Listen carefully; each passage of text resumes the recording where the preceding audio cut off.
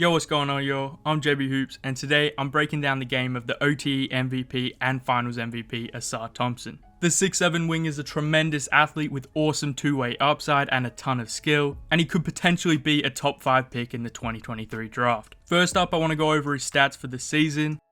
In 21 regular season and playoff games, Ausar averaged 17.4 points, 6.6 rebounds, and 5.5 assists, along with 2.4 steals and a block per game, shooting a very solid 47.7% from the field, 33.7% from 3, and 70% from the stripe, all in just 29 minutes a night.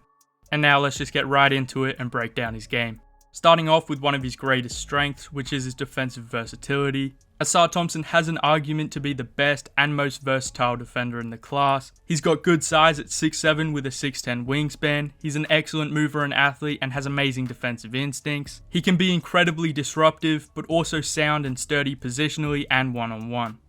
Ausar Thompson possesses all the tools and traits to be an elite point of attack defender. He's undoubtedly a wild athlete, and his combination of explosion, flexibility, speed, and agility enables him to defend a variety of positions and playstyles. He gets down real low in his stance, has excellent balance and footwork, and can slide with and stay in front of the majority of matchups, and coerce them into low percentage contested looks, whether that be a point guard or a big wing creator. Ausar's super quick to react to a move and beat his man to a spot, and he possesses excellent hip flexibility to change angles and directions quickly, and in general he just has really quick hands and reaction speed, so he's good at getting a hand in and disrupting the ball handler and just generally being a pest on the ball.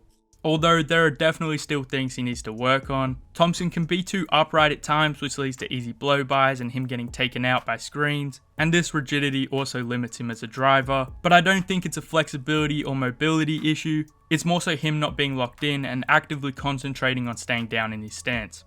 I also really like Ausar's upside as a help defender. He's an excellent shot blocking wing with superb timing, ball tracking ability, and instincts, and he averaged over a block per game. Ausar is impactful as a weak side rim protector with both reactive and proactive rotations, and he's able to cover a ton of ground. Thompson's also excellent in passing lanes, he surveys the floor and is quick to react to a pass, and with his quick hands and ground coverage, he's also great at digging in on drives, helping off the corners or from the nail.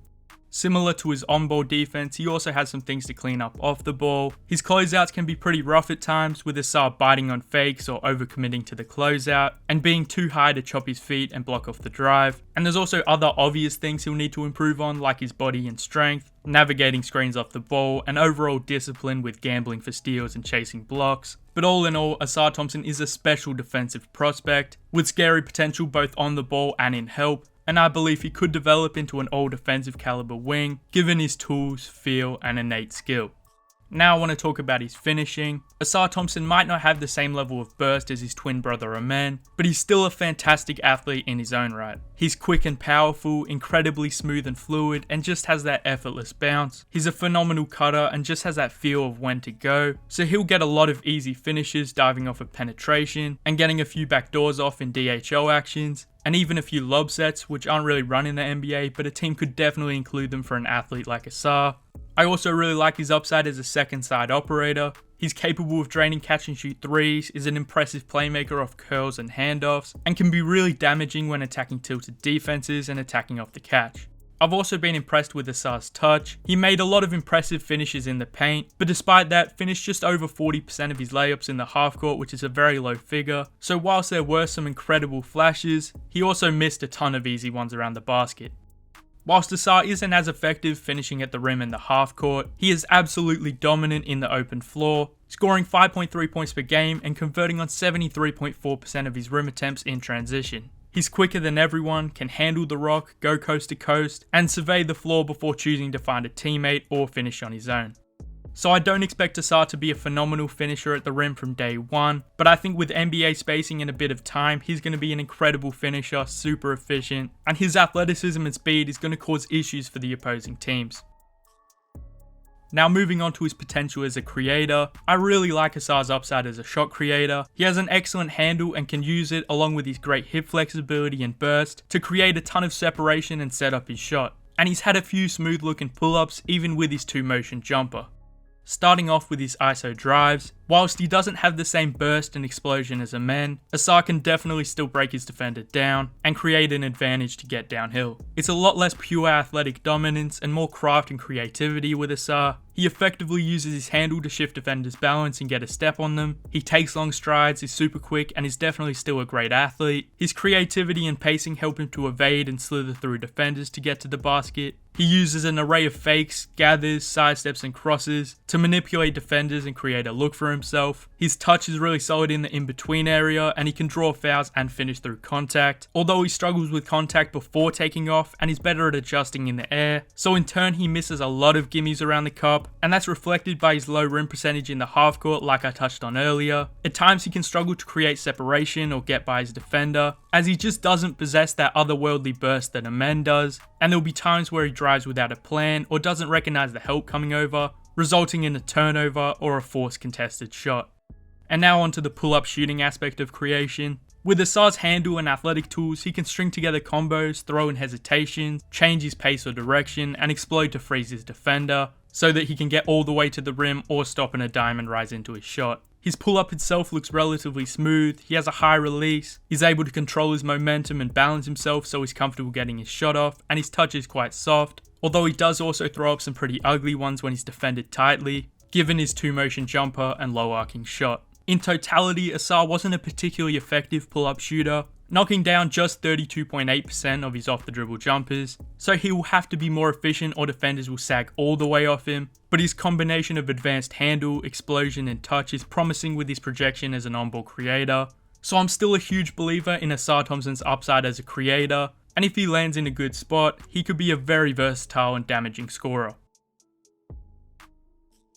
Next, I want to talk about probably his biggest area for improvement, which is his shooting. Ausar Thompson has drastically improved as a shooter over his 2-year OTE career. In year 1, he shot just 21.7% from 3 over 31 games, and this year improved to a very respectable 33.7% through the regular season and playoffs, including draining 15 threes in his final 4 playoff games, on his way to a championship and a finals MVP. He has quite a stiff jumper with his entire body very rigid and purposeful, which is okay, and he shot it more in rhythm towards the end of the season, but it just restricts his fluidity and versatility as a shooter. So I think his mechanics will still need continued refinement over his NBA career, but he has a high release, it's relatively quick, and he's able to shoot with his feet set, walking into his shot or off a little shuffle, and he's becoming more and more comfortable shooting from further out and off the dribble, so his willingness to fire them up is certainly a good sign for his projection as a shooter. In his first year, he wasn't respected from 3 at all. Defenses would wall him off, go under on screens, and overhelp as if he wasn't a threat. He's still extremely inconsistent and has some really bad misses, but he's put in the work, improved his confidence, and as a result, Ausar is actually drawing closeouts and making the defense pay for giving him the 3, which will be vital for his development as a scorer and playmaker at the NBA level. Now the last part of his game I want to talk about is his playmaking. This is a part of his game I feel is a bit underappreciated, due to his role as a play finisher and off-ball scorer, particularly when on the court with the men. Now I still believe Ausar will be maximised as a wing rather than a lead guard like a man, but Ausar is a very capable playmaker with good feel and proprioception. He averaged 5.5 assists to 3.2 turnovers, and he's comfortable finding his teammates wherever they are on the floor. He's an unbelievable outlet passer and will find his guys leaking out, or hit them running the lanes in transition with superb accuracy. He can operate out of the pick and roll, manipulate defenders, and set up his roller or shooters for easy shots. Once he touches the paint, Ausar is deadly. He can engage the help and make a tight window interior pass, and will always be able to draw multiple guys and kick out to a shooter. I don't think he's nearly the same level of playmaker as a man. His processing speed, vision, and ability to execute more advanced passes is good and well above average for his position, just not anything special. And he can throw a few inaccurate passes and just make some really simple mistakes, but I still feel like his playmaking is generally overlooked. Now I'll wrap the video up with my final thoughts and draft projection. I am a huge believer in Ausar Thompson's two-way upside, and I think he could develop into one of the best complementary stars in the league. He'll have to continue to develop as a shooter and clean up his finishing, but he's a ridiculous athlete, one of the best defenders in the class, and has consistently improved over the last few years. So for those reasons, I currently have Ausar Thompson as a top 5 prospect in the class, and I think he's a lock to go top 10, and I can't wait to see what team he lands on. Alright, that's all I got for this one. This was probably a longer video than usual. There's just so much more to evaluate with someone like Ausar. But that does it for this one. If you enjoyed the video, make sure to leave a like and subscribe for more. Comment your thoughts down below. I'll make sure to reply. And anyway, that's all I got. JBHOOPS out.